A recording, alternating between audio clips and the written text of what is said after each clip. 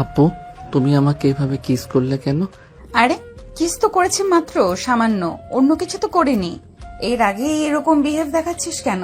সঙ্গে কি গার্লফ্রেন্ড আছে নাকি? জি না, সঙ্গে কোনো গার্লফ্রেন্ড নেই, বন্ধুর সঙ্গে এসেছে এইখানে। ও আচ্ছা, তাহলে সিঙ্গেল। আয়, তোর সাথে কথা আছে। আজব তো, তোমাকে চিনি না জানি না, হুট করে বলছো যে তোমার সঙ্গে আমি যাব কেন? হ্যাঁ, এখান থেকে। আর আমার কিভাবে কিস করলে কেন? ফাজিল একটা মেয়ে। ও, তাহলে এইভাবে যাবি না তুই? বুঝতে পারছি তোর কথা। টাকা লাগবে? ওকে, টাকা দিব আমি। কি বলছো আপু? এইগুলো তোমার মাথা ঠিক আছে? ছাড়ো, আমাকে ছাড়ো। তারপর স্বাধীন তার বন্ধুকে খুঁজতে লাগে, কিন্তু কোথাও পায় না। স্বাধীন রাখতে লাগে তার বন্ধুর কারণে। অন্যদিকে নেহা তার কিছু ফ্রেন্ডদের নিয়ে আসে, স্বাধীনকে জোর জবরদস্তি করে উপরের দিকে নিয়ে যেতে লাগে। তারপর একটা রুমে ঢুকে নেহার সঙ্গে ঢুকে পড়ে। বাইরে থেকে নেহার বান্ধবীরা দরজা লাগিয়ে দিয়ে চলে যায়। দেখো আপু, তুমি একদম আমার কাছে আসার চেষ্টা করবে না। তুমি যেমন ছেলে ভাবছো আমি অমন না। আমি মোটেও সুখ বিলিয়ে বেড়াই না। আমি আমার বন্ধুর সঙ্গে এখানে এসেছি। এটাই ফার্স্ট টাইম। যদি জানতাম যে নাইট ক্লাবে এসব হয় তাহলে কখনোই আসতাম না। হয়েছে, আর মিথ্যা কথা বলতে হবে না। সব ছেলেরা একই কথা বলে। দেখো আপু, তুমি মাতাল হয়ে আছো। প্লিজ একদম আমার কাছে আসবে না, তাহলে তোমার কিন্তু ভালো হবে না। আমি তো আমার খারাপ চাই, তাই ভালো তো চাই না। তাই বারবার তোর কাছে এগিয়ে আসছি, কিন্তু তুই কিছুই করছিস না। আচ্ছা, তুই কি পুরুষ? কথাটা বলে নেহা হাসতে লাগে অনবরত। তারপর স্বাধীন নেহার কাছ থেকে ধীরে ধীরে পেছনের দিকে যেতে লাগে। নেহা ক্রমশই স্বাধীনের দিকে এগিয়ে যেতে লাগে।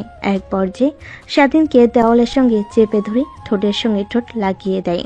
নেহাকে ধাক্কা দিয়ে সরিয়ে দিয়ে বলে, আরে আপু, আমি তোমাকে বলছি, তুমি যেরকম ছেলে ভাবছো আমি ওই রকম না। আমি এই কাজ কখনোই করতে পারবো না। বিশ্বাস করো, আমি আমার বন্ধুর সঙ্গে এসেছি। আমাকে যেতে দাও আমার বন্ধুর কাছে। ও, তাহলে তো শরীরে কোনো বড় নারী টাচ করেনি, তাই তো? হ্যাঁ, প্লিজ ভেসে দাও আমাকে। আমি আমার সব কিছু আমার স্ত্রীর জন্য হেফাজত করে রেখেছি। কিন্তু তা তো আর হবে না বাবু। তোর এইসব এখন আমাকে দিতে হবে, তা না হলে তোর খবর আছে। তারপর স্বাধীন দরজার কাছে গিয়ে বিধা দরজা খোলার চেষ্টা করে, কিন্তু বাইরে থেকে যে দরজা লাগিয়ে দিয়ে গেছে নেহার বান্ধবীরা, সেইটা আর স্বাধীন জানে না। নেহা খাটের উপর শুয়ে থেকে হাসছে, আর অন্য হাতে সিগারেট টানছে, আর এক হাতে ড্রিঙ্কের বোতল। আরে, যতই দরজা ধাক্কাধাক্কি করিস না কেন, কোনো কাজই হবে না। এখন আমি যা করতে বলবো তাই করবি। তুই যদি না করিস তাহলে খবর আছে। আমার এরকম মজা লাগবে না, যার জন্য জাহান্নামে পড়তে হবে আমাকে। প্লিজ আপু, আমাকে ছেড়ে দাও। দেখো, আমি পাপ কাজের সঙ্গে লিপ্ত হতে চাচ্ছি না। কিন্তু স্বাধীনের কথা যেন নেহার কান অবধি পৌঁছায় না। তার সিগারেট খাওয়া শেষ হলে গায়ে থেকে শার্ট খুলে ফেলে। নেহার শরীরে শুধু বিড়া। স্বাধীন নেহার দিকে তাকিয়ে চোখ নিচু করে ফেলে। নেহা স্বাধীনের কাছে এসে মাথা উঁচু করে বলে, আহা, কি লজ্জাবতী রে। আর ঢং দেখাতে হবে না, আমি ভালো করে জানি এইসব তোর লোক দেখানো। কিরে, আয়। আপু প্লিজ ছেড়ে দাও, আমি মার কাছে যাব। ধ্যাৎ, তোকে বলে কোনো লাভই হবে না। কিন্তু তোকে যতই দেখছি ততই অবাক হচ্ছি। আদৌ কি তুই ছেলে নাকি অন্য কিছু রে? বিন্দু মাত্র তোর মধ্যে ফিলিংস নেই। একটা সুন্দরী মেয়েকে কেউ দেখে পাগল হয়ে যায়, তোর সামনে শুধু। দেখুন আপু, আমি তো আগেই বললাম আমি ওই রকম ছেলে না। আমি আমার সব কিছু স্ত্রীর জন্য হেফাজত করে রেখেছি। প্লিজ আমাকে ছেড়ে দিন, যেতে দিন আমাকে। ধ্যাৎ, তোর সঙ্গে কথা বলে লাভ নেই। যা করার আমাকেই করতে হবে। কথাটা বলে নেহা খাট থেকে উঠে স্বাধীনের কাছে যায়। স্বাধীন ভয় পেয়ে অনবরত দরজায় কড়া নাড়তে লাগে, কিন্তু কেউ দরজা খুলে দেয় না। নেহা স্বাধীনের কাছে গিয়ে কলার চেপে ধরে এক ঝটকায় টান দিয়ে খাটের উপর নিয়ে গিয়ে পড়ে যায়। নেহা গিয়ে স্বাধীনের শরীরের উপর বসে পড়ে। তারপর এক এক করে স্বাধীনের শার্টের বোতাম খুলতে লাগে আর বুকে কিস করতে লাগে। নেহার প্রত্যেকটা স্পর্শে স্বাধীন কেঁপে উঠতে লাগে, যেন নিজেকে আর সামলাতে পারবে না সে। এক পর্যায়ে স্বাধীনকেও সম্পূর্ণ উলঙ্গ করে ফেলে নেহা। উলঙ্গ হয়ে যায় স্বাধীন। নেহার দিকে তিক্ত দৃষ্টিতে তাকিয়ে থাকতে উত্তেজিত হয়ে পড়ে। তারপর নেহা স্বাধীনকে কিস করতে লাগে। অনবরত স্বাধীনের অমত থাকা সত্ত্বেও নেহার প্রত্যেকটা কিসের রেসপন্স করতে লাগে। এইভাবে কেটে যায় প্রায় 5 মিনিট। নেহাকে উপর থেকে সরিয়ে খাটের উপর শুয়ে দিয়ে স্বাধীন নেহার শরীরের উপর উঠে পড়ে। তারপর নেহাকে আদর দিতে লাগে। স্বাধীনের এই রূপ দেখে অবাক হয়ে যায়। 1 ঘন্টা পর পুরো ঘরটা নিস্তব্ধ হয়ে গেছে। দুইটা শরীরে ঘন ঘন নিঃশ্বাস ফেলছে। এসি চলছে, তারপর দুইটা শরীর ঘেমে একাকার। নেহা স্বাধীনকে তার বুকের সঙ্গে শক্ত করে জড়িয়ে চুলগুলো নিয়ে খেলা করছে। স্বাধীন যখন বুঝতে পারে যে কাজ করেছে, অন্যায় করেছে, তখন নেহার উপর থেকে উঠে পড়ে। ঘরের এক কোণে গিয়ে হাঁটু উঁচু করে থুতনি লাগিয়ে কান্না করতে লাগে। নেহা স্বাধীনের কাণ্ড দেখে অবাক হয়ে যায়। কিরে, তোর আবার কি হলো? হাসি খুশি আনন্দ করার সময় তো দেখলাম তুই ভালোই, এখন ওইভাবে কান্না করছিস কেন? সেখানে কান্না করার কথা আমার, সেখানে তুই। আপু, তুমি যা আমার সঙ্গে করেছো তা একদমই ঠিক করনি। আমি তোমাকে অভিশাপ দিলাম, তোমার বিয়ে হবে না। আর যদি বিয়েও হয়, এমন হাজবেন্ড পাবে যে অনেক বাজে থাকবে আর লুচ্চা হবে। কি বললি? বিয়ে? তাও আবার আমি? অসম্ভব। আমি এনজয় করব আর উপভোগ করব লাইফটাকে। বিয়ে করে নিজের জীবন নষ্ট করব কেন? এর জন্যই তো বিয়ে করি না। কোনো বয়ফ্রেন্ডও নেই, উল্টো ঝামেলায় কেন পড়তে যাব? কি, তুমি এত বাজে একটা মেয়ে? বাজে কথাটা শুনে নিহার কেন জানি অনেক খারাপ লাগে। খাট থেকে উঠে ওই অবস্থাতে স্বাধীনের কাছে এসে ঠাস ঠাস করে থাপ্পড় লাগিয়ে দিয়ে বলে, কুত্তার বাচ্চা, কি বললি? আমি বাজে মেয়ে, তাই না? আর তোরা কি? হ্যাঁ, এক মেয়েকে নিয়ে সুখে থাকতে পারিস না? তোদের 1000টা মেয়ে লাগে, আবার বলছিস আমরা বাজে? তোদের মতো কুত্তার বাচ্চাদের জন্য অনেক মেয়ের জীবন নষ্ট হয়ে যায়। অনেক মেয়ে সুইসাইড পর্যন্ত করে ফেলে তোদের জন্য। কি বলছেন এইগুলো আপনি? আর আমাকে মারলেন কেন? আমি আবার কোন মেয়ের জীবন নষ্ট করলাম? তুই না, কিন্তু তোর মতো ছেলে মানুষই অনেক খারাপ। আচ্ছা ওয়েট, তুই বের হয়ে যা, কিন্তু হ্যাঁ, কখনো এসব কথা কাউকে বলতে পারবি না। আপু, আপনার টাকা আপনার কাছে রাখেন, আমার লাগবে না। আর হ্যাঁ, আজ যা আমার সঙ্গে করলেন তার জন্য আপনাকে একদিন না একদিন দেখেন পস্তাতে হবে। আরে যা যা এখান থেকে। কথাটা বলে নেহা গিয়ে খাটের উপর কাঁথা দিয়ে ঘুমিয়ে পড়ে। স্বাধীন ফ্লোর থেকে তার পোশাক উঠিয়ে পরিধান করে নেয়। তারপর দরজার কাছে এসে দাঁড়িয়ে কড়া নাড়তে যাবে, দেখে দরজা খোলা। স্বাধীন দেখে অবাক হয়ে যায়। একটু আগে এই দরজা কতবার নক করেছে, কিন্তু খুলিনি। এখন দরজা সঙ্গে হাত লাগার সঙ্গে সঙ্গে খুলে গেল। আর কোনো চিন্তা না করে রুম থেকে বেরিয়ে যায় স্বাধীন। শেষবার নেহার দিকে তাকাই, দেখে একটা মায়াবী মেয়ে খাটের উপর শুয়ে আছে। যেন কেউ দেখে বুঝতে পারবে না এই মেয়েটা এত জঘন্য। স্বাধীন সেদিকে এক পলক তাকিয়ে আবার যেতে লাগে। নিচে এসে দেখে তার বন্ধু সোফায় বসে চিন্তা করছে কি যেন। স্বাধীন সামনে দাঁড়াতে স্বাধীনের বন্ধু মাথা তুলে উপরের দিকে তাকাই। স্বাধীনকে দেখতে পেয়ে জড়িয়ে ধরে বলতে লাগে, আরে কোথায় হারিয়ে গিয়েছিলি তুই? এতবার ফোন করছি, মেসেজ দিছি, কোনো রিপ্লাই পাচ্ছি না। কোথায় গিয়েছিস? অনেক টেনশন হচ্ছিল আমার। একটাবার বলে যাবি না আমাকে? তোকে আগে অনেকবার বলেছিলাম আমি এই জায়গাটাতে আসবো না, কিন্তু তুই তো আমার কোনো কথাই শুনলি না। বললি যে ভাবি এইখানে আসবে। আচ্ছা, এখানে যারা আছে প্রত্যেক মেয়ে কি বাজি নাকি?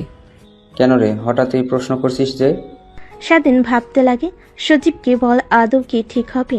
নেহা তো বলেছে যেন কাউকে না বলি, তাই বলল না কিছু। না বলে স্বাধীন তার বন্ধুকে নিয়ে নাইট ক্লাবের বাইরে চলে আসে। তারপর গাড়ি করে স্টার্ট দিয়ে বাসার দিকে যেতে লাগে। আরে তুই কিন্তু বললি না নাইট ক্লাবে হঠাৎ করে কোথায় হারিয়ে গিয়েছিলি? ফোন দিলাম, ফোন রিসিভ করছিস না। তুই আমার কথা এড়িয়ে যাচ্ছিস কেন? কিছু হয়েছে? আরে না, কিছুই হয়নি। আসলে আমার নাইট ক্লাবের মধ্যে থাকতে বিরক্ত লাগছিল, তাই একটু বাহিরে এসেছিলাম হাওয়া খাওয়ার জন্য। আর কখন যে প্রকৃতির মাঝে হারিয়ে গিয়েছিলাম, তোর ফোন ধরতে পারি নাই। কিন্তু তুই তো ওপর থেকে আসলি, যেখানে হোটেলে, ওইখানে তো সব কাপলরা একসঙ্গে রাত কাটায়। তার মানে কি তুই? স্বাধীন তার বন্ধুর কথা শুনে রাগী দৃষ্টিতে সেই দিকে তাকায়। স্বাধীনের বন্ধু সজীব স্বাধীনকে তাকানো দেখে হেসে ফেলে। তারপর গাড়ি স্টার্ট দিয়ে পুনরায় বাসার দিকে যেতে লাগে। বাসার সামনে এসে হর্ন দিতেই দারোয়ান এসে দরজা খুলে দেয়। গাড়িটা পার্কিং লটে রেখে তাদের ফ্ল্যাটে চলে যায়। ফ্ল্যাটে গিয়ে স্বাধীন সোজা তার রুমে চলে যায়। দরজা লক করে ওয়াশরুমে চলে যায় গোসল করার জন্য। যতক্ষণ না গোসল করবে ততক্ষণে শরীর পরিপাক হতে পারবে না। তারপর গোসল করে বাহিরে বের হয়ে মাথার চুল তোয়ালে দিয়ে মুছতে লাগে। ঠিক মতো এমনতো অবস্থায় স্বাধীনের ফোন বাজতে লাগে। স্বাধীন অন্য হাত দিয়ে ফোন হাতে নিয়ে দেখে তার মা ফোন করেছে। ফোন রিসিভ করে স্বাধীন বেলকনিতে চলে যায়। হ্যালো, আসসালামু আলাইকুম। এত রাতে ফোন করেছো যে কিছু কি হয়েছে বাড়িতে? না রে বাবা, কিছুই হয়নি। আসলে তোর কথা অনেক মনে হচ্ছিল। তোর বাবা বাসায় নেই, অফিসের কাজে সিলেট গিয়েছে, একা বাসায়। তাই ভাবলাম তোর সঙ্গে একটু কথা বলি। আপু কোথায় গিয়েছে? আপু অন্তত বাড়িতে আছে। হ্যাঁ, আছে তো। তোর আপুর পরীক্ষার রেজাল্ট বের হয়েছে, ভার্সিটিতে ভর্তি হওয়ার জন্য প্রস্তুতি নিচ্ছে। তোদের ওইখানে নাকি সুন্দর আর নাম করা একটা ভার্সিটি আছে, ওইটাতে লেখাপড়া করবে। এর জন্য অনেক পরিশ্রম করছে। ও আচ্ছা, তাহলে তো ভালোই হয়, তাই না? তুমি কি খাবার খেয়েছো? হ্যাঁ, খাবার খেয়েছি। কিন্তু তুই খাবার খাসনি? হ্যাঁ মা, একটু পড়লাম, তাই এখনো খাবার খাইনি। এখন খাবার খেতে যাব, ঠিক তখনই ফোন করেছো। তারপর স্বাধীন তার মায়ের সঙ্গে বেশ কিছুক্ষণ বেলকনিতে দাঁড়িয়ে কথা বলতে লাগে। কথা বলা শেষ করে স্বাধীন রুমে প্রবেশ করে, পোশাক পরে নেয়। তারপর নিচে আসে খাবার খাওয়ার জন্য। দেখে স্বাধীনের বন্ধু সজীব সোফায় বসে কার সঙ্গে যেন ভিডিও কলে কথা বলছে। স্বাধীন সজীবের পাশের সোফায় বসে পড়ে, টিভি অন করে টিভি দেখতে লাগে। সজীব তার গার্লফ্রেন্ডের সঙ্গে কথা বলা শেষ করে স্বাধীনের দিকে তাকিয়ে বলে, কিরে, তোর মন এভাবে মরা কেন? কি হয়েছে আমাকে বল। দেখ, ক্লাবে যদি কিছু হয়ে থাকে আমাকে বল, আমি ওটা সমাধান করে দিচ্ছি। আরে না, কিছুই হয়নি। আসলে কোনো কিছু ভালো লাগছে না, আর বাসার কথা অনেক মনে পড়ছে, তাই হয়তো মন খারাপ দেখাচ্ছে আমার। আমারও ঠিক একই অবস্থা। চল না তোদের গ্রামে যাই, তোদের গ্রাম দেখতে অনেক ভালো লাগে, আমার ঘুরে আসি। কিন্তু কিছুদিন পর তো আবার কলেজে এক্সাম আছে, এই কথাটা মাথায় কি আছে তোর? এখন যদি গ্রামে যাই, শহরে আসতে আসতে তাও 1 মাস লাগবে। পরীক্ষার তো আর খুব সময় বাকি নেই। আরে বাদ দে না। তারপর স্বাধীন আর তার বন্ধু দুজনে মিলে কথা বলা শেষ করে রাত যখন অনেকটা গভীর হয় তখন দুজনে খাবার খেয়ে যে যার রুমে চলে যায়। স্বাধীন রুমে গিয়ে খাটের উপর শুয়ে এপাশ ওপাশ করতে লাগে, কিন্তু তার দু চোখে কোনো ঘুম ধরা দেয় না। বারবার নেহার কথা মনে হতে থাকে। মেয়েটা তার সঙ্গে কি করলো, চেনা নাই জানা নেই, অজ্ঞাত একটা মেয়েকে এভাবে এসে ধর্ষণ করলো। আনমনে ভাবতে লাগে স্বাধীন। কিন্তু আমার তো কোনো দোষ নেই, মেয়ে তা যা করেছে সম্পূর্ণ তার ইচ্ছাই করেছে, আমি তো কিছু করি নাই। আর মেয়েটা তো আমাকে জোর জবরদস্তি করেছে। আর মেয়েটা তো আমার সঙ্গে প্রথম নাই, এর আগেও অনেক ছেলের জীবনে এইভাবে নষ্ট করেছে। এই কোন সমাজে এলাম? আমরা গ্রামে ছিলাম, ভালো ছিলাম। গ্রামে সব মেয়েরা ছেলেদের দেখে ভয় পেত, শহরে দেখি পুরোটাই ভিন্ন। শহরের মেয়েদের দেখে ছেলেরা ভয় পায়। এসবই কথা ভাবতে লাগে স্বাধীন 3 মাস পর। আচ্ছা বাবা, তোর বোন তো তোদের এই শহরে ইউনিভার্সিটিতে চান্স পেয়েছে। 2 ভাই বোন একই বাসায় থাকতে পারিস না? দুজনে আলাদা থাকিস কেন? আরে মা, তোমার যে বজ্জাত ছেলে, আমি কতবার করে ফোন করে বলি ভাই আমার বাসায় আয়, ও আসেই না। একটা ফ্ল্যাট নিয়ে আমি আর আমার এক বান্ধবী থাকি, 2টা রুম ফাঁকাই পড়ে থাকে, ও এসে থাকতে পারে না। আরে আপু, তুমি তোমার বান্ধবীকে নিয়ে থাকো, ওইখানে আমি গেলে তোমার বান্ধবী কি মনে করবে বলো তো? এর কারণেই আমি যাই না। আরে না, কিছুই মনে করবে না। এভাবে খাওয়া দাওয়ার পর্ব শেষ হয়। তারপর যে যার রুমে গিয়ে ঘুমিয়ে পড়ে। পরের দিন সকালবেলা স্বাধীন আর তার বোন ঘুম থেকে উঠে রওনা হয় ঢাকার উদ্দেশ্যে। প্রায় 4 ঘন্টা পর ঢাকায় এসে পৌঁছে স্বাধীনের বোন। স্বাধীনকে জোরাজুরি করতে লাগে, কারণ তার হাতে বড় একটা লাগেজ ছিল যা একা পরিবাহী করতে পারবে না। তার বোনের অনেক জোরাজুরিতে লাগেজ নিয়ে স্বাধীন তার বোনের বাসায় যায়। কলিং বেল দিতেই একটু পরে একটা মেয়ে এসে দরজা খুলে দেয়। স্বাধীন সামনের দিকে তাকিয়ে ভয় পেয়ে যায়। মেয়েটাকে দেখে কিছুটা পিছিয়ে সরে যায়। আরে এখানে দাঁড়িয়ে আছিস কেন? আয়, বাসার মধ্যে আয়। না আপু, আমি বাসার ভিতরে প্রবেশ করব না। আমায় যেতে হবে আমার হোস্টেলে। তুমি যাও, আর ভাই কোনো সমস্যা হলে আমাকে ফোন করো। রাস্তার অপোজিট সাইডে আমার হোস্টেল। দেখ কি বলছি, রাগ উঠাস না, কিছু খেয়ে তারপর যাস। স্বাধীন অনবরত না করতে লাগে, কিন্তু তার বোন স্বাধীনের কোনো কথা না শুনে রুমের ভিতর নিয়ে যায়। দরজা লাগিয়ে খাবার টেবিলে বসে স্বাধীন অপেক্ষা করতে লাগে। স্বাধীনের বোন কিচেন রুমে যেতে নেহা এসে স্বাধীনের পাশে বসে পড়ে। তুই সামিয়ার ছোট ভাই। নেহার কথা শুনে স্বাধীন মাথা দিয়ে হ্যাঁ বোঝায়। এইটা তোর সঙ্গে কি করলাম আমি? প্লিজ সামিয়াকে কিছু বলবি না, ও আমাকে ভুল বুঝবে। না, আমি আপুকে সব কথা বলে দেব। আর তুমি একটা বাজে মেয়ে, তোমার সঙ্গে আমার আপুকে রাখবো না। তোমার সঙ্গে থাকতে নিলে আমার আপু তোমার মতো খারাপ হয়ে যাবে। প্লিজ সামিয়াকে এসব কথা বলিস না। আর ওই দিন তোর সঙ্গে ভুল করে এসব করে ফেলেছি। আসলে আমিও ফার্স্ট টাইম গিয়েছিলাম নাইট ক্লাবে, ড্রিঙ্ক করে মাতাল হয়ে গেছিলাম, তারপর তোকে কিস করেছিলাম। কি? বাট তোমাকে দেখে আমার বিন্দু মাত্র মনে হয়নি যে তুমি প্রথমবার এসেছো। বিশ্বাস কর, সত্যি বলছি, ওই বাড়ি আমার প্রথম ছিল। নেহার কথাটা শেষ হওয়ার আগে স্বাধীনের বোন হাতে 3 কাপ কফি বানিয়ে সেইখানে আসে। তারপর নেহাকে উদ্দেশ্য করে বলে, কি রে, তুই আমার ভাইয়ের সঙ্গে কি কথা বলছিস? ও অনেক লাজুক, অচেনা কোনো মানুষের সঙ্গে কথা বলে না একদমই। তা তো দেখতেই পাচ্ছি নিজ চোখে। আচ্ছা, তুই যে বলতি তোর ভাই আছে, রাস্তার অপোজিট সাইডে একটা হোস্টেলে থাকে, কখনো আমার সঙ্গে দেখা করিসনি, এটা কি তোর ভাই? হ্যাঁ। তারপর নেহা স্বাধীনের বোন 3 জনে বসে আড্ডা দিতে লাগে। অনেকটা সময় পার হয়ে যায়। এমন সময় নেহা বলে ওঠে, আচ্ছা, একটা কাজ করলেই তো পারিস নাকি? তোর ভাইকে আমাদের সঙ্গে রাখলি। ও তোর ভাই, আমারও ভাই। আমাদের তো এমনিতেই 2টা রুম ফাঁকা পড়ে থাকে। হোস্টেলে থাকে, কি খায় না খায়, এমনিতেই অনেক চিকনা। নেহার কথা শুনে স্বাধীন বেশম খেয়ে ওঠে। নেহা জগ থেকে গ্লাসে পানি ঢেলে স্বাধীনের দিকে এগিয়ে দেয়। স্বাধীনের বোন মাথায় হাত বুলিয়ে দিতে লাগে। কি রে, তোর আবার কি হলো? আচমকা বেসন খেয়ে উঠলি কেন? আর নেহা তো ঠিকই বলেছে, তুই হোস্টেলে থাকিস, কি খাস না খাস, এর থেকে আমাদের এখানেই থাকিস। দেখো, আমি ছেলে মানুষ, তোমার হয়তোবা কোনো সমস্যা না হতে পারে আপু, কিন্তু তোমার বান্ধবীর সমস্যা হতে পারে। আমি হোস্টেলে ভালো আছি। আরে না, আমার কিছুই হবে না। সামিয়া যেমন তোমার বোন, ঠিক আমিও তোমার বোনের মতোই। আপনি বোন না অন্য কিছু, সেই কথা না বললাম। আমি এখানে আসলে রাতে আমার সঙ্গে সবসময় উল্টাপাল্টা কাজ করতে পারবেন আপুর চোখ আড়াল করে, তাই না? আমি একদমই আসবো না। কথাটা তার মনে ভাবতে লাগে। স্বাধীন ঠিক তখনই পাশ থেকে স্বাধীনের বোন আবার বলে ওঠে, কি রে, তুই আবার কি ভাবছিস? যা বলেছি তাই তোকে করতে হবে, কোথাও যেতে দিব না, এখানেই থাকবি। আর হোস্টেল থেকে আগামীকাল গিয়ে সবকিছু নিয়ে আসবি। না আপু, আমি এখানে একদমই থাকতে পারবো না। কেন থাকতে পারবি না তুই? দেখ, আমি যা বলেছি তোকে তাই করতে হবে, না হলে মা বাবাকে বলে দিব তোকে যেন পড়াশোনা করতে কোনো প্রকার টাকা না দেয়। আপু, ওইখানে আমার বন্ধু আছে, ওর সঙ্গে থাকি। আর এখানে আসলে তো আড্ডা দেওয়ার মতো কেউ নেই, তাই এখান থাকতে পারবো না। ও আচ্ছা, এ ব্যাপার।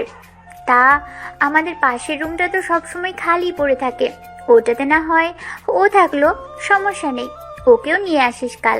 হ্যাঁ? কিন্তু কোনো কিন্তু না, যা বলেছি তাই করবি।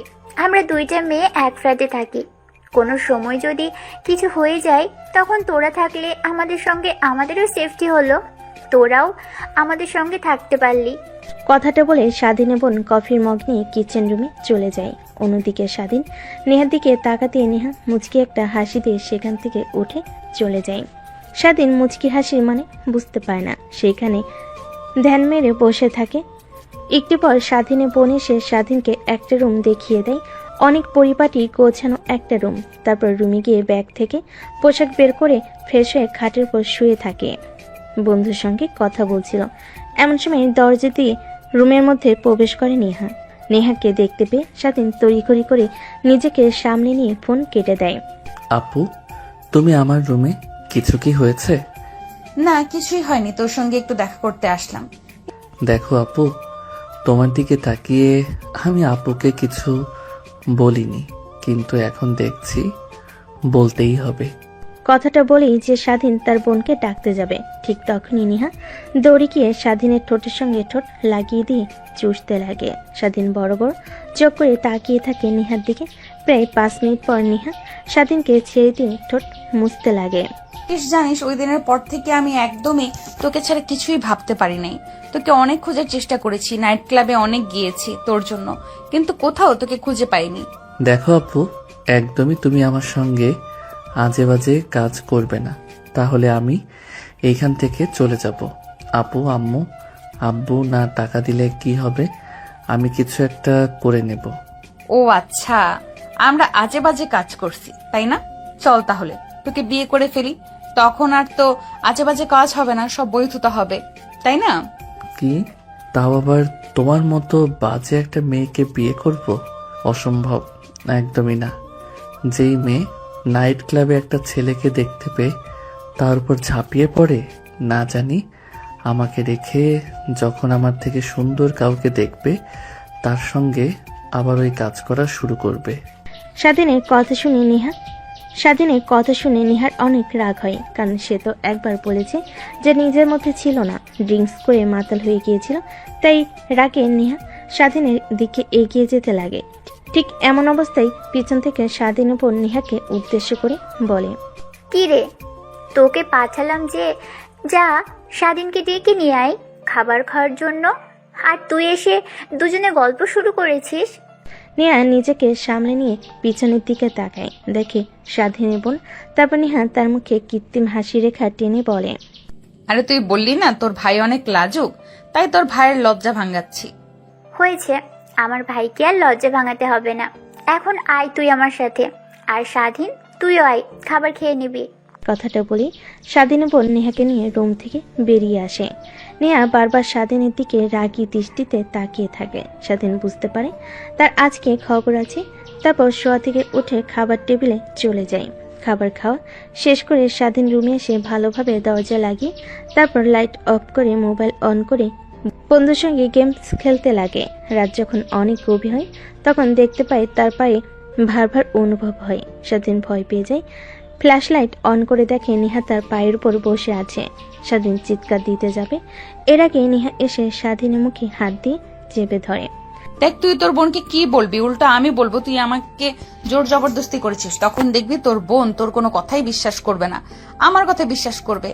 আর ওই আমি সবকিছু ভিডিও রেকর্ড করে রেখেছি, যদি চিৎকার চেঁচামেচি করিস তাহলে ভিডিওটা তোর বোনকে আর তোর বাবা মাকে দেখিয়ে দেব, তখন দেখবি তোর কি হাল করে। নেহার কথা শুনে স্বাধীনও বলতে লাগে। নেহা কিছুই বুঝতে পায় না। স্বাধীন মুখ থেকে হাত সরাতে স্বাধীন ঘন ঘন নিঃশ্বাস নিতে লাগে। আর যদি অল্প কিছুক্ষণ হাত মুখে দিয়ে রাখতো তাহলে নির্ঘাত পরপরে চলে যেত। আরে আপু, তুমি কি আমাকে মেরে ফেলতে চেয়েছিলে নাকি এভাবে মুখ চেপে ধরে? আরে তোকে মারবো কেন, তোকে তো ভালোবাসবো, আদর দেব। ভালোবাসার মানুষ কি কখনো মেরে ফেলা যায় বল? আপু, তুমি হয়তোবা ভুলে যাচ্ছ যে আমি তোমার থেকে 4 বছরের জুনিয়র। এটা কখনো সম্ভব না। কি সম্ভব না?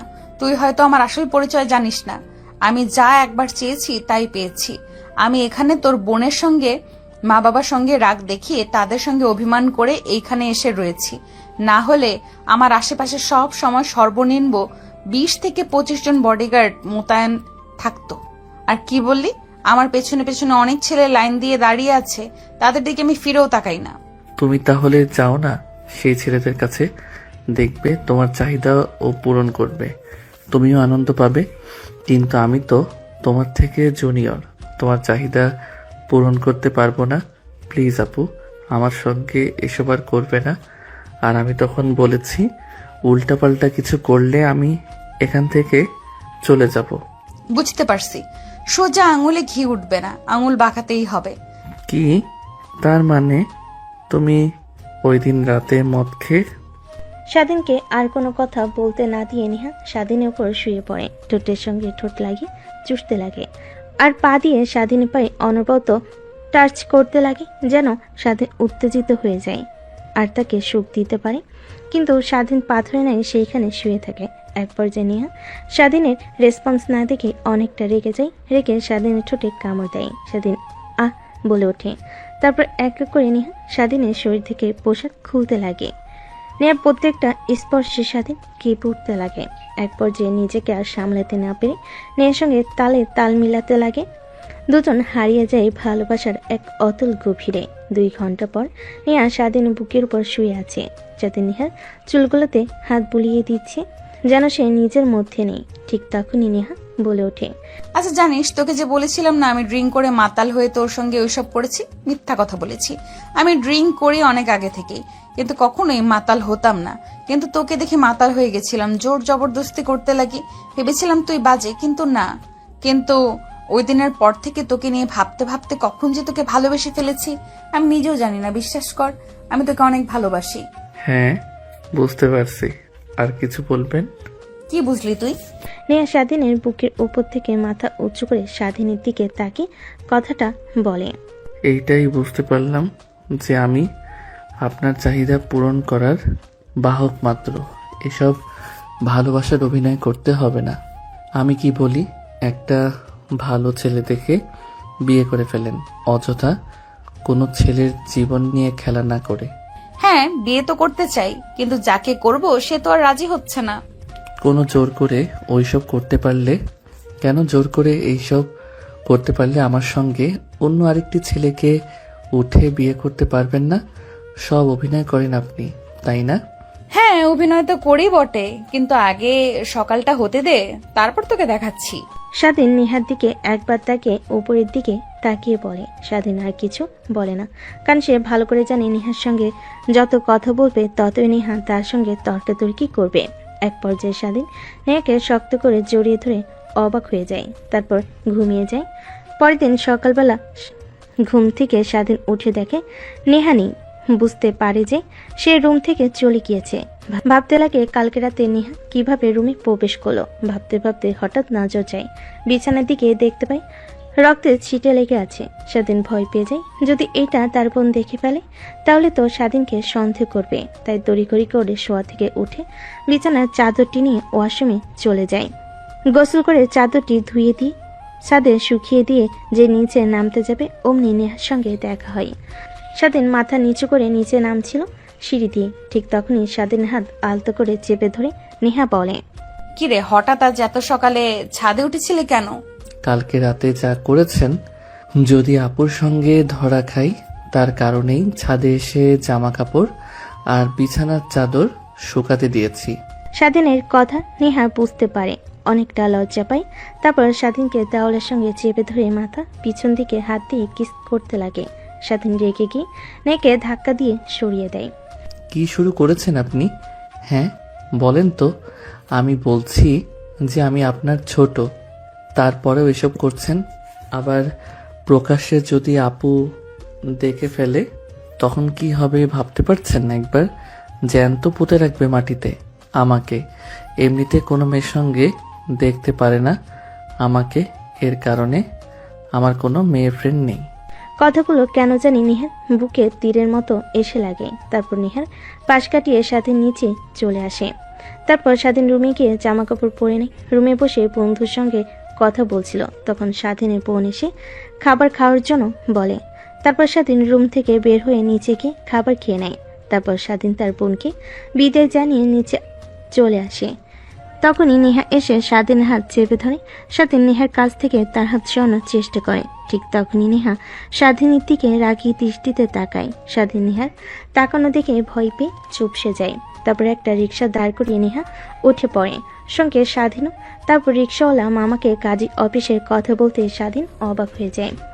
নেহাকে কিছু বলবে, কিন্তু তার অগ্নি মাখা চোখের সামনে আসার সঙ্গে সঙ্গে সবকিছু ভুলে যায়। একটু পর কাজী অফিসে চলে আসে নেহা।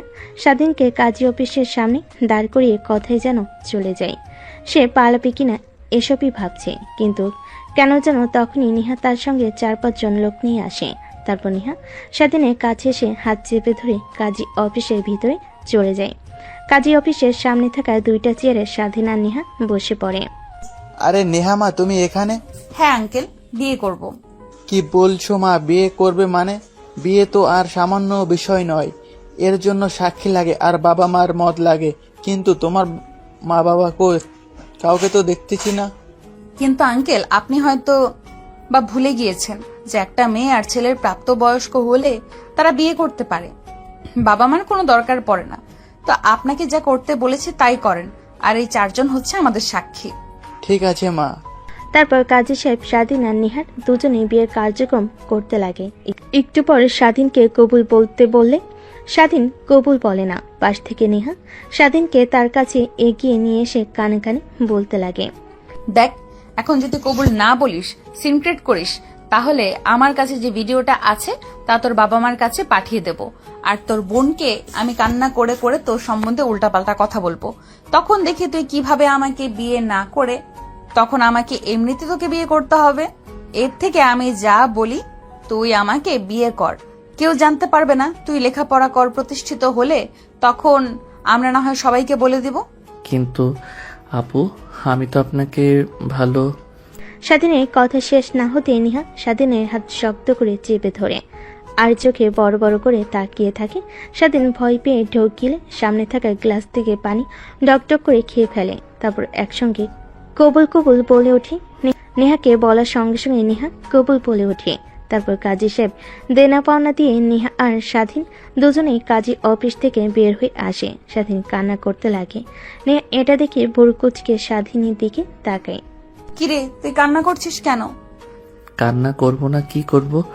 তোমার মতো একটা বুইড়া বেটির সঙ্গে আমার বিয়ে হয়েছে, আর আমাকে কোনো মেয়ে বিয়ে করবে না কারণ আমি বিবাহিত। আমার কতদিনের স্বপ্ন ছিল একটা জুনিয়র মেয়েকে বিয়ে করব, সুখের সংসার করব। তার হবে না? কেন হবে না? সব হবে। আমি তো আছি নাকি তোর পাশে? কথাটা বলে নেহা স্বাধীনের চোখে থাকা পানি টিস্যু দিয়ে মুছতে লাগে। স্বাধীন মুখ তুলে সামনে তাকিয়ে অবাক হয়, কারণ তার বন্ধু সজীবের হাতে হাত একটা মেয়ের হাত চেপে ধরে এইদিকে নিয়ে আসছে। কান্তার বন্ধু সজীব একটা মেয়ের হাত চেপে ধরে এইদিকে নিয়ে আসছে। স্বাধীন দেখে অবাক হয়ে যায়। সজীব তার মুখ ঢেকে ফেলে, কারণ স্বাধীনের চোখ আড়াল হয় না। কি রে সজীব, তুই এখানে? আর এই মেয়েটাই বাকে? ওহ ভাইয়া, তাহলে আপনি স্বাধীন আর এ হচ্ছে বাটপার সুজিত। আমাকে বিয়ার লগন দেখে অনেক কিছু করেছে, কিন্তু এখন আর বিয়ে করতে চাচ্ছে না, তাই জোর করে বিয়ে করতে নিয়ে এসেছি ভাইয়া। যখন আসছেন তাহলে উপকার হয় আমাদের সাক্ষী দিয়ে দেন। মেয়েটার কথা শুনে স্বাধীন অবাক হয়ে যায়। ড্যাব ড্যাব করে সজীবের দিকে তাকিয়ে থাকে। কে রে এই মেয়েটা? কে?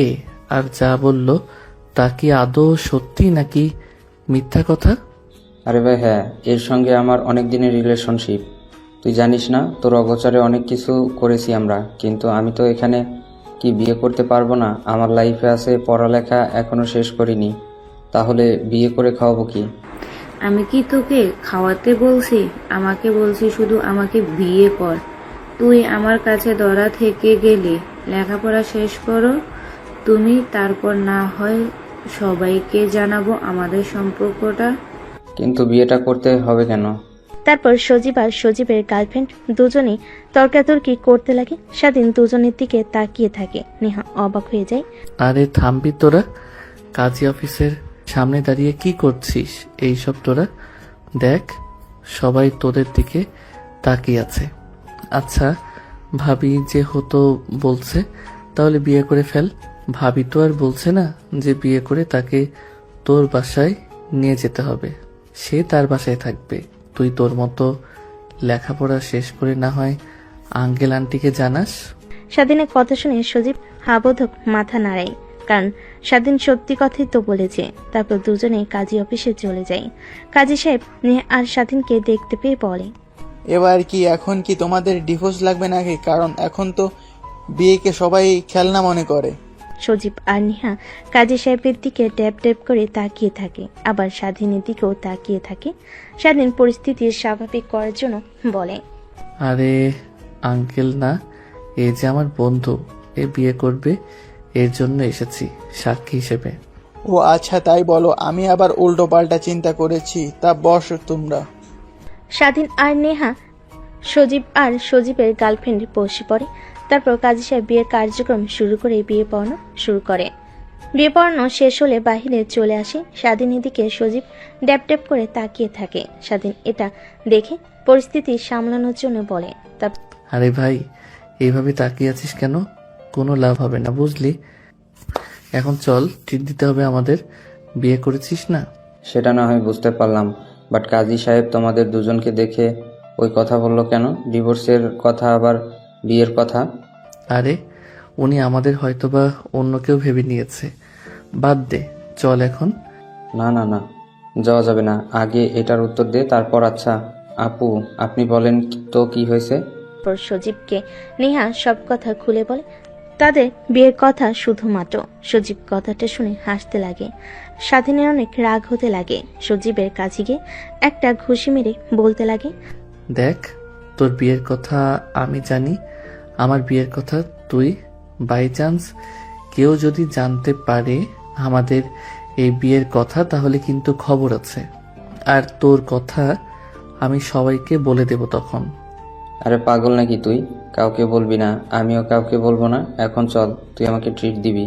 আমি কেন তোকে ট্রিট দিতে যাব?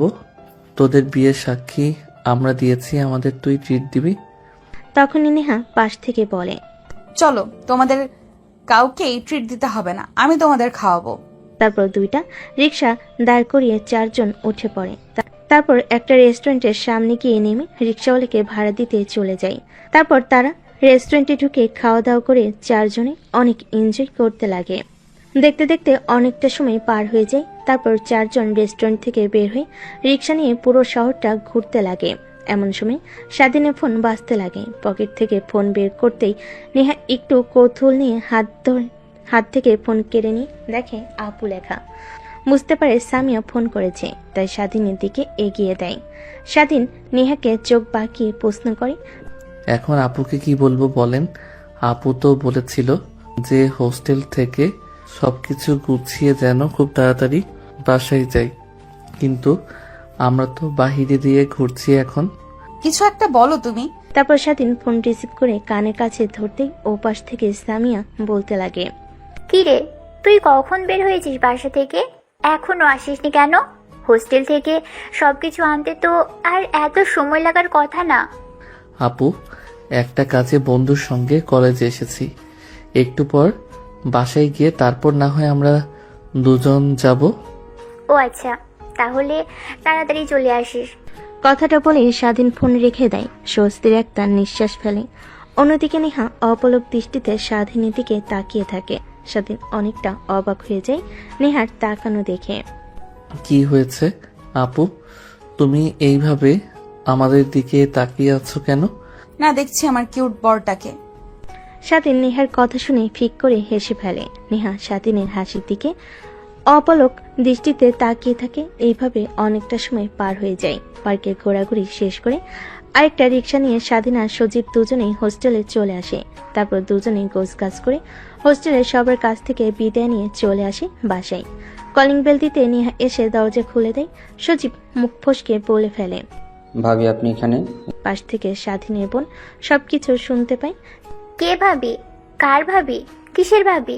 না মানে ইয়ে, আপু মুখ ফসকে বের হয়ে গেছে। ও আচ্ছা, বুঝতে পারছি। তা তোমরা ভিতরে আসো। তারপর সজীবকে একটা রুম দেখিয়ে দেয়। সজীব তার রুম অনেক পছন্দ হয়। গোছগাছ করে স্বাধীনের রুমের মধ্যে প্রবেশ করে দেখে স্বাধীন মোবাইলে গেমস খেলছে। স্বাধীনের পাশে বসে বলতে লাগে, কিরে, কিছু তো বুঝতে পারলাম না। নেহা ভাবি এখানে কেন? নেহা হলো আমার আপুর বান্ধবী। কি? হ্যাঁ সত্যি। কেমনে কি ভাই? তুই কি তাহলে নেহা ভাবিকে আগে থেকে চিনতি নাকি? আর তোকে কোনো মেয়ে যদি চোখের ইশারা দিত তাও তো আমার কাছে এসে বলতেই, কিছুই তো বললি না। কিছু হয়েছে, ব্যাপার খুলে বলতো। স্বাধীন সজীবের এমন প্রশ্নে কি বলবে বুঝতে পারে না। তাকে তো আর নাইট ক্লাবের কথা বলা যাবে না বলে নেহাকে বাজে ভাববে। তাই ভাবতে লাগে কি বলা যায়। এক পর্যায়ে বলতে লাগে, তুই যেরকম আমার কাছ থেকে মিমের কথা লুকিয়েছিস, ঠিক আমি একই রকম নেহার কথা লুকিয়েছি তোর কাছ থেকে। ও আচ্ছা, তাই বল। তারপর সজীব আর স্বাধীন দুজনেই কথা বলতে লাগে। অনেকটা সময় পার হয়ে গেলে স্বাধীন বোন তাদের দুজনকে ডাকতে লাগে খাবার খাওয়ার জন্য। তারপর খাবার টেবিলে গিয়ে খাওয়া দাওয়া শেষ করে যে যার রুমে গিয়ে ঘুমিয়ে পড়ে। স্বাধীন কালকে নাই আজকেও দরজা ভালোভাবে লাগিয়ে দেয় যেন নেহা কোনোভাবে খুলতে না পারে, ভিতর থেকে লক করে রাখে যেন খুলতে না পারে। তারপর রুমে এসে খাটের উপর শুয়ে পড়তে চোখ লেগে আসতেই ঠিক তখনই ফোন ভাইব্রেশন হতে লাগে। ফোন হাতে নিয়ে দেখে অচেনা নাম্বার, তাই পাশে রেখে দেয়। একের পর এক ফোন আসতে লাগে। স্বাধীন বিরক্তি নিয়ে রিসিভ করে কানে কাছে ধরতেই ও পাশ থেকে তীক্ষ্ণ গলায় বলতে লাগে, কিরে, তোর দরজা ভেতর থেকে লাগিয়ে রেখেছিস কেন? কালকের মতো লক করে রাখতে পারিসনি? ও, তা আপনি আমার নাম্বার পেলেন কোথা থেকে? সেটা তোকে জানতে হবে না। দরজা খুলতে বলেছি, দরজা খোল, না হলে দরজা ভেঙে ভেতরে ঢুকবো কিন্তু। আরে না না, দরজা ভাঙতে হবে না। এমনিতেই কালকে তুমি আমাকে রাতে ঘুমাতে দাওনি। প্লিজ, আজকে কিছু হবে না, ঘুম পাচ্ছে অনেক। তুই দরজা খুলবি কিনা সেটাই আগে বল। নেহার রাগী কণ্ঠ দেখে স্বাধীন ভয় পেয়ে যায়। দরজা খুলে দিতে নেহা রুমের মধ্যে প্রবেশ করে দরজা লাগিয়ে দিয়ে স্বাধীনের দিকে রাগী দৃষ্টিতে তাকায়। কি বলেছিলি দরজা খুলবে না, তাই না? ওয়েট, দেখাচ্ছি তোকে মজা। কথাটা বলে নেহা স্বাধীনের দিকে এগিয়ে যেতেই লাগে। কালকে নাই আজকেও স্বাধীন পিছু হতে লাগে। এক পর্যায়ে সোফায় গিয়ে বসে পড়ে। নেহা সোফার দুপাশে হাত দিয়ে স্বাধীনের দিকে ধীরে ধীরে এগিয়ে যেতে লাগে। দেখো আপু, এসব করা একদমই ঠিক হচ্ছে না। ভুলবশত যদি তোমার পেটে বাবু চলে আসে তখন কি হবে? আসলে আসবে, সেটা নিয়ে তোকে ভাবতে হবে না। এখন যা করছি তা করতে দে, না হলে তোর খবর আছে। কিন্তু দেখ, কোনো কিন্তু কিন্তু করবি না। তোর এরকম দ্বিধাদ্বন্দ্বের কারণে আমি তোকে কিন্তু বিয়ে করেছি শরীয়ত মোতাবেক। তুই আমার স্বামী, তোর কাছ থেকে স্ত্রীর অধিকার আমি পেতেই পারি, না হলে জোর করে আদায় করব। দেখো আপু, আমি তোমাকে সব কথা খুলে বলি, তখন তোমার ভয়ের তো চেহারা দেখে কিছু বলিনি। আমি তোমাকে স্ত্রী হিসেবে মানতে পারবো না, কারণ আমার বাবা মা কখনো তোমার মতো একটা মেয়েকে তাদের ছেলের বউ হিসেবে একদমই দেখতে পারবে না। কেন, আমার মধ্যে এমন কিসের অভাব আছে যে আঙ্কেল আন্টি আমাকে তাদের ছেলের বউ হিসেবে মানতে পারবে না? ছোটখাটো পোশাক পরো, নাইট ক্লাবে যাও, এসব কোনো ভালো মেয়ের কাজ না। এটা যদি একটাবার আমার বাবা মা জানে তাহলে তো আরো কখনোই মানবে না। হ্যাঁ, এটাই ঠিক। আগে অনেক গিয়েছি, বাট বিশ্বাস কর 3 মাস হলো নিজেকে একদম পরিবর্তন করে ফেলেছি। তোর বোনের সঙ্গে দেখা হওয়ার পর থেকে একসঙ্গে থাকি। আর জিজ্ঞেস করতে পারিস তোর বোনকে কোন জায়গায় যায় নাকি? তোর বোনের সঙ্গে সব সময় থাকি, ভার্সিটিতে যাই একসঙ্গে, সবকিছু করি। ও আচ্ছা। হ্যাঁ, আরো তুমি আমাকে যেভাবে বলবে সেভাবেই চলবো। পর্দা করে বোরকা পরে বাহিরে চলাফেরা করতে বললে সেটাও করব। প্লিজ আমাকে ভালোবেসে নিজের করে নাও, কখনো দূরে সরিয়ে দিও না। স্বাধীনের কেন জানি নেহার বলা কথাগুলো শুনে অনেক ভালো লাগে, তাই নেহাকে আলতো করে নিজের দিকে এগিয়ে নিয়ে আসে। নেহার হাত ছেড়ে দিতে স্বাধীনের উপর পড়ে যায়। নেহা স্বাধীনকে শক্ত করে নিজের আওতায় নিয়ে আসে, পিছনে চুল চেপে ধরে ঠোঁটের সঙ্গে ঠোঁট লাগিয়ে ফেলে স্বাধীন। তারপর অনবরত কিস করতে লাগে। নেহা স্বাধীনের ভালোবাসা পেয়ে প্রতিনিয়ত শিউরে উঠতে লাগে। তারপর সোফার উপর থেকে নেহাকে উঠি কোলে করে খাটের উপর নিয়ে এসে ফেলে দেয়। তারপর এক এক করে শার্ট খুলতে লাগে। প্যান্ট খুলে নেহার উপরে ঝাঁপিয়ে পড়ে। অনেকটা সময় পার হয়ে গেলে স্বাধীন নেহার উপর ক্লান্ত হয়ে শুয়ে পড়ে আর স্বাধীনের চুলগুলোতে হাত বুলিয়ে দিতে লাগে। এমন সময় স্বাধীন নেহাকে প্রশ্ন করে, আচ্ছা, কিভাবে এত কিছু হয়ে গেল, তাই না? আপনি কি আমাকে আগে থেকে চিনতেন, পছন্দ করতেন? সত্যি বলতে হ্যাঁ, অনেক আগে থেকেই। আর কোনো কথা নেই। শুনছেন নীরবতা দুজনের মধ্যে বিরাজ করে। একটু পর নেহা স্বাধীনকে তার উপর থেকে সরিয়ে ফ্লোর থেকে পায়জামা আর 3 পিস পরতে লাগে। স্বাধীন নেহার দিকে অপলক দৃষ্টিতে তাকিয়ে থাকে। এক পর্যায়ে খাট থেকে উঠে পিছন দিক থেকে নেহাকে শক্ত করে জড়িয়ে ধরে ঘাড়ে অনবরত কিস করতে লাগে। নেহা মুচকি একটা হাসি দেয়। আরে কি করছো, ছাড়ো, সকাল হয়ে যাবে। আবার না ঘুমালে কালকে আবার ভার্সিটিতে যেতে হবে, উঠতে পারবো না। হলে হবে, সমস্যা কি? চলো আবার। কি না, আর পারবো না, সরি, মাফ চাই। আজকের মতো এখানেই সমাপ্ত, কালকে। এইটা বলে কোনো লাভ হবে না। কথাটা বলে স্বাধীন নেহাকে কোলে তুলে নেয়। তারপর বিছানায় নিয়ে গিয়ে এক এক করে নেহার শরীর থেকে জামা কাপড় খুলতে লাগে। আবারও দুজন হারিয়ে যায় ভালোবাসার অতল সাগরে। অনেকক্ষণ পর স্বাধীন ক্লান্ত হয়ে নেহাকে জড়িয়ে ধরে শুয়েছিল। এমন সময় স্বাধীনের মাথায় একটা প্রশ্ন ঘুরপাক খায়। নেহার দিকে তাকিয়ে ছোট্ট করে একটা আলতো করে কিস করে বলতে লাগে, একটা প্রশ্ন করব, যদি কিছু মনে না করো। কেন? একটা কেন, হাজারটা প্রশ্ন করো, আমি সব প্রশ্নের উত্তর দিব নির্দ্বিধায়। আচ্ছা, আপনি কি এতিম না আপনার ফ্যামিলি আছে? আমার ফ্যামিলি আছে, বাবা মা ভাই বোন সবাই আছে। তাহলে একা থাকেন কেন? আর আপু বলল যে আপনার কথা মা বাবার কাছে, আপনি নাকি আপনার মা বাবার সঙ্গে অভিমান করে রয়েছেন। হ্যাঁ। কিন্তু কেন? তুমি যেহেতু আমার স্বামী, তোমাকে সব কথা বলার অধিকার আছে।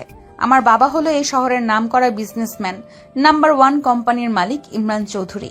তুমি হয়তোবা নাম শুনেছো। হ্যাঁ, শুনেছি তো, অনেক কোটিপতি বাংলাদেশের নাম্বার 1 কোম্পানির মালিক।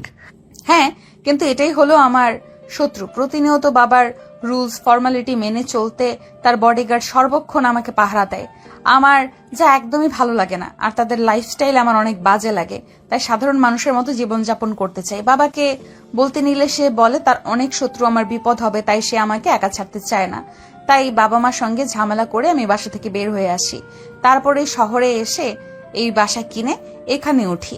তারপর ভার্সিটিতে গেলে তোমার বোনের সঙ্গে আমার পরিচয় হয়। সেই থেকেই আমরা দুজন একসাথেই থাকি। ও আচ্ছা, তাহলে এই ব্যাপার। আঙ্কেল তো ঠিকই বলেছে, কারণ কোটি কোটি টাকার মালিক হলে তার শত্রু অনেক থাকে। তোমার কোনো ক্ষতি হতে পারে যদি কেউ জানতে পারে তুমি এখানে আছো। আরে কিছুই হবে না, বাইরের মানুষ খুব একটা আমাকে চেনে না। তারপর অনেক কথা বলতে লাগে। নেহা স্বাধীনকে অনেকটা সময় পার হয়ে গেলে নেহার শরীরের ওপর থেকে স্বাধীন উঠে পড়ে। নেহা ফুলোর থেকে পায়জামা আর 3 পিস পরিধান করে নেয়। স্বাধীন ওয়াশরুমে চলে যায় গোসল করার জন্য। বাহিরে এসে দেখে নেহা নেই, বুঝতে পারে তার রুমে চলে গেছে। তারপর ঘুমিয়ে পড়ে। পরের দিন সকালবেলা স্বাধীন ঘুম থেকে উঠে তার বন্ধু সজীবের ডাকে, কিরে শালা, আর কত ঘুমাবি? রাতে বুঝি ভাবির সঙ্গে বাসর করেছিস? তোর কপাল আর আমার কপাল, তুইও করলি বাসর আর আমিও ফোনে করলাম ভিডিও কলে। মানে? এত মানে জানতে হবে না তোর এখন। ওঠ, তাড়াতাড়ি ফ্রেশ হয়ে নিচে আয়। আপু খাবার খাওয়ার জন্য ডাকছে।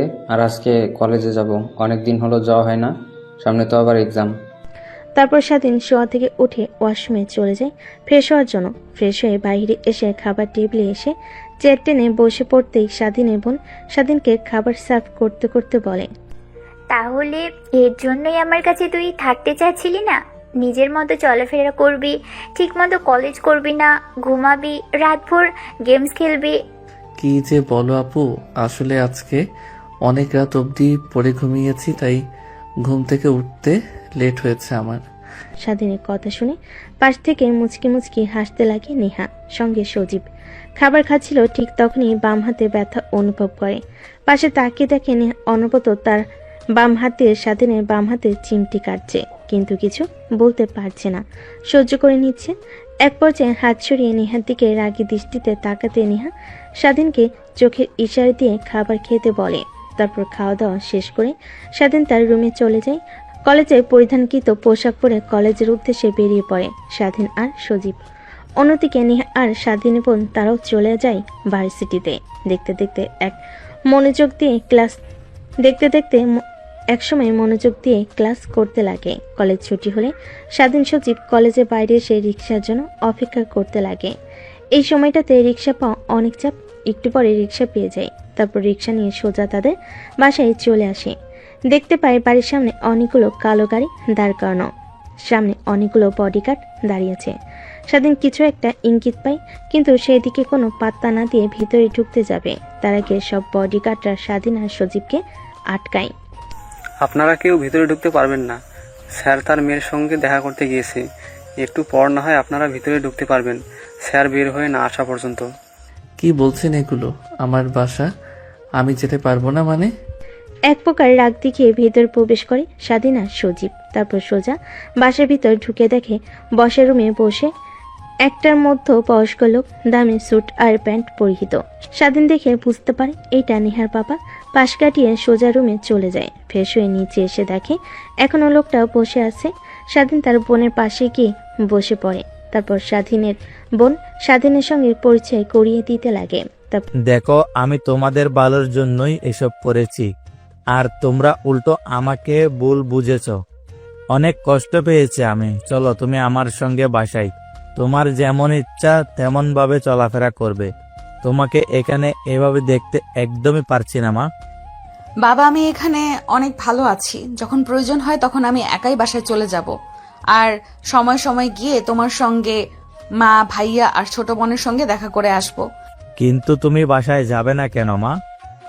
এইটা তো একবার বলো না। এখানে একটা ভার্সিটিতে ভর্তি হয়েছি আমি, তাই লেখাপড়া রেখে তোমার সঙ্গে যেতে পারবো না। তোমাকে বিশ্বের নামকরা ভার্সিটিতে ভর্তি করব মা। করব মা, বিদেশে পড়ালেখা করবে, দেশে থাকতে হবে না। চলো এখন। নেহার বাবা নেহাকে অনেক জোর জবরদস্তি করতে লাগে, কিন্তু নেহা তার বাবার সঙ্গে যেতে রাজি হয় না। এক পর্যায়ে হাল ছেড়ে দিয়ে নেহাকে বিদায় জানিয়ে তার বাবা চলে যায়। তখনই স্বাধীনের বোন নেহার কাছে গিয়ে বলতে লাগে, তুই এত বড় ঘরের মেয়ে, এই কথাটা তো আগে আমাকে কখনো বলিসনি। তোকে যদি বলতাম আগে, তাহলে আমার সঙ্গে কখনোই বন্ধুত্ব করতে না, তার কারণেই বলিনি। আর আমি তো বাবার সামনেই বললাম সাধারণ মানুষের মতো জীবন যাপন করতে চাই আমি, তার কারণেও আর তোকে বলা হয়নি। কিন্তু আমি যা ভালো মনে করি, তোর বাবা যা করেছে তোদের ভালোর জন্য করেছে। তোর বাবার কথা শোনা উচিত। তারপর নেহা আর সামিয়া দুজনে অনেক কথা বলতে লাগে।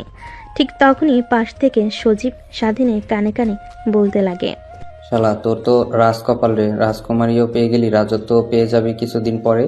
কি বলছিস এসব? আরে শালা, শুনলি না? নেহার বাবা এই দেশের নম্বর 1 কোম্পানির মালিক। এর জন্য কেন জানি নেহা আপুকে আমি প্রথমবার দেখে চেনা চেনা লাগছিল, কিন্তু চিনতে পারি নাই। নেহা আপুর জন্য তো অনেক ছেলে ইনস্টাগ্রামে কত ছেলের হাত পর্যন্ত কেটে পিক আপলোড দিয়েছে, আমি তো এসব দেখেছি। আর সেই মেয়ে কিনা তোর বউ। তারপর সজীব স্বাধীনকে অনেক কথা বলতে লাগে। এভাবে অনেকটা সময় পার হয়ে যায়। তারপর সবাই খাওয়া দাওয়া করে যে যার রুমে চলে যায়। এভাবে পেরিয়ে যায় 2 মাস। একদিন সবাই খাবার টেবিলে বসে খাবার খাচ্ছিল। এমন তো অবস্থায় নেহা দৌড়ে খাবার টেবিল থেকে উঠে বেসিংয়ের কাছে চলে যায়।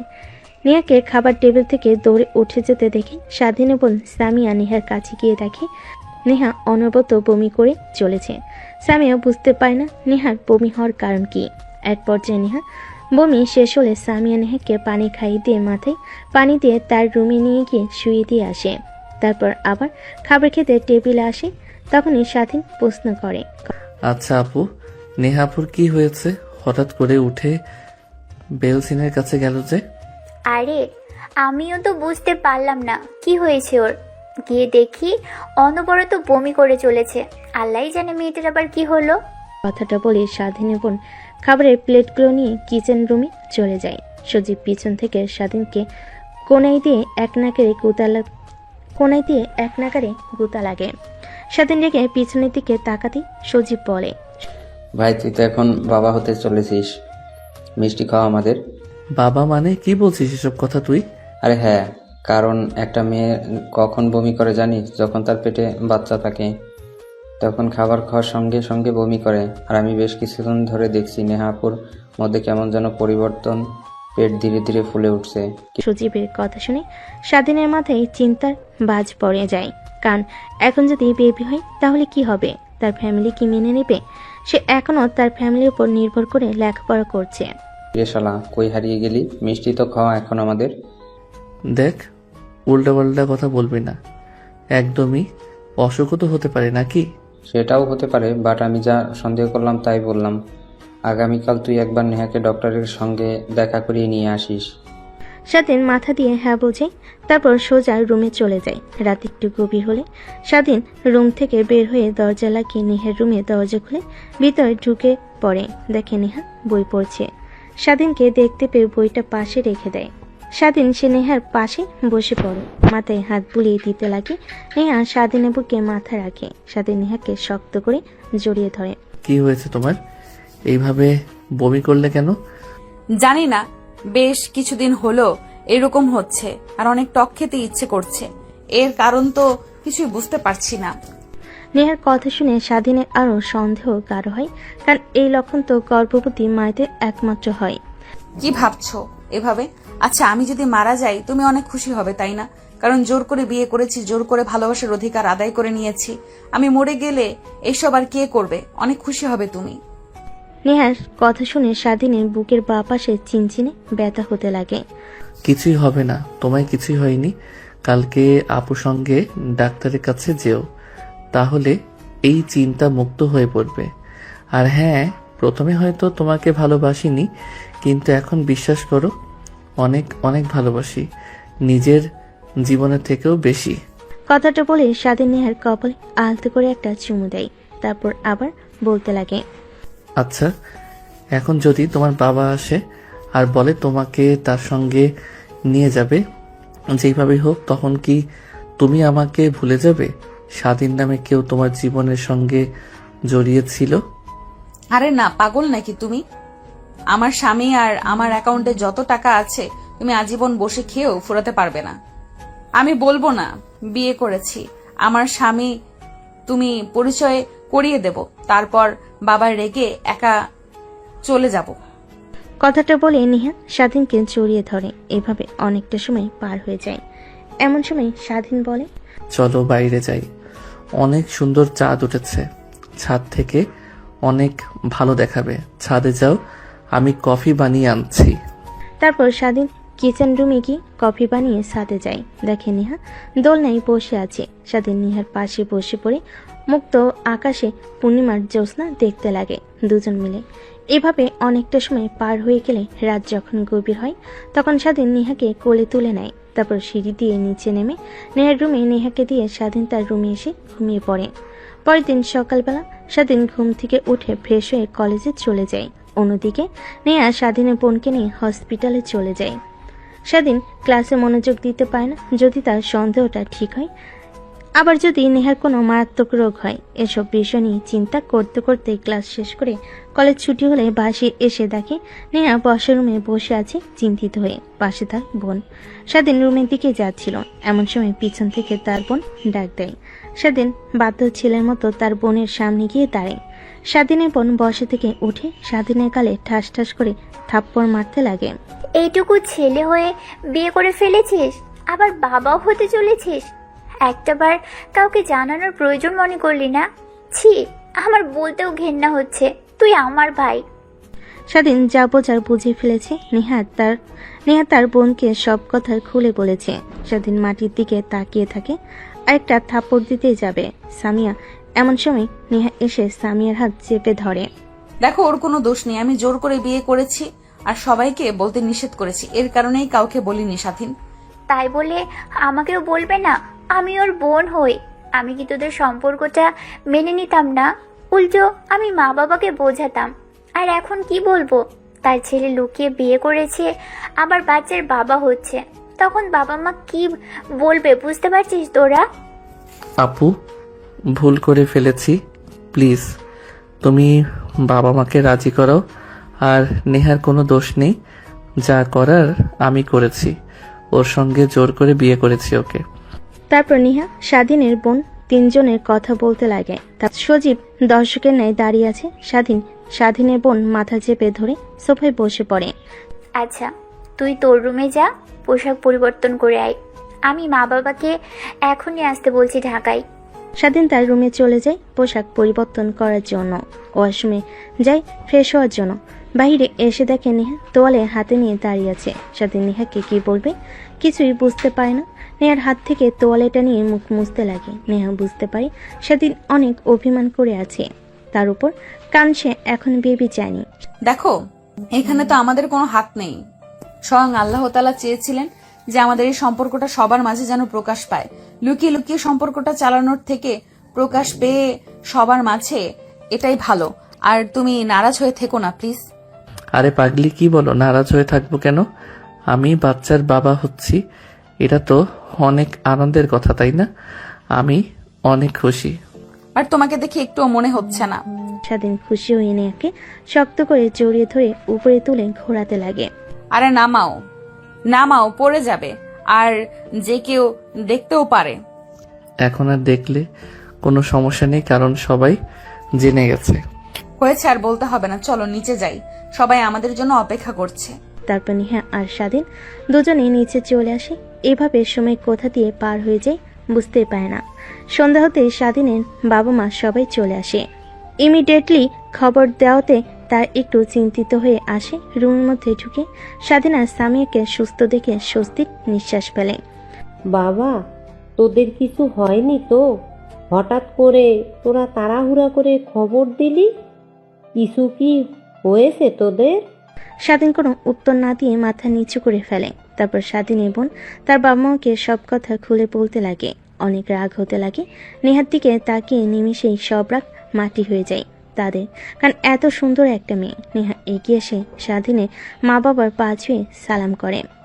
বেঁচে থাকো মা, বেঁচে থাকো। কিন্তু তোমরা যা করেছো একদমই কাজটা ঠিক করনি। তোমরা যদি আমাদের বলতে আমরা ধুমধাম করে আয়োজন করে বিয়ে দিতাম, কিন্তু যা করার তো করেই ফেলেছো।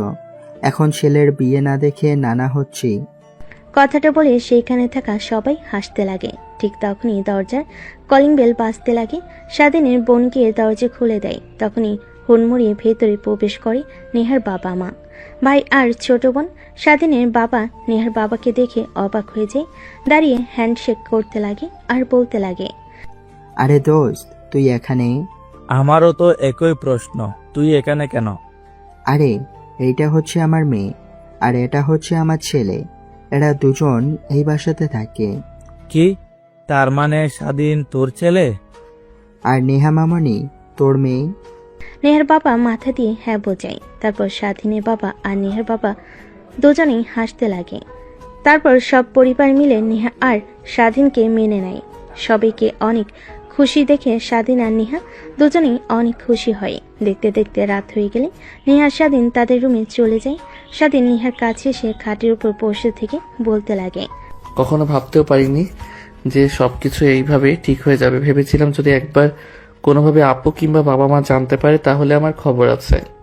হ্যাঁ, কিন্তু দেখো এখন সবাই কত খুশি। আমাদের সম্পর্কটা জানার পর থেকে আরো খুশি। তারা যখন জানতে পেরেছে যে নানা দাদা হতে চলেছে তারা। তারপর নেহা ড্রেসিং টেবিলের সামনে থেকে খাটের উপর এসে বসে। পরে স্বাধীন নেহাকে জড়িয়ে ধরে খাটের উপর শুয়ে পড়ে। না না, আর কিছুই হবে না, বলে দিলাম। হবে না মানে আজকে হবে। আজকে আমাদের দ্বিতীয় বাসরাত, কারণ আছে সবাই মেনে নিয়েছে আমাদের। কথাটা বলে স্বাধীন ঝাঁপিয়ে পড়ে নেহার উপর। আর বাকিটা আপনাদের না জানলেও চলবে। যদি জানার খুব ইচ্ছে হয় তাহলে বিয়ে করে নেন।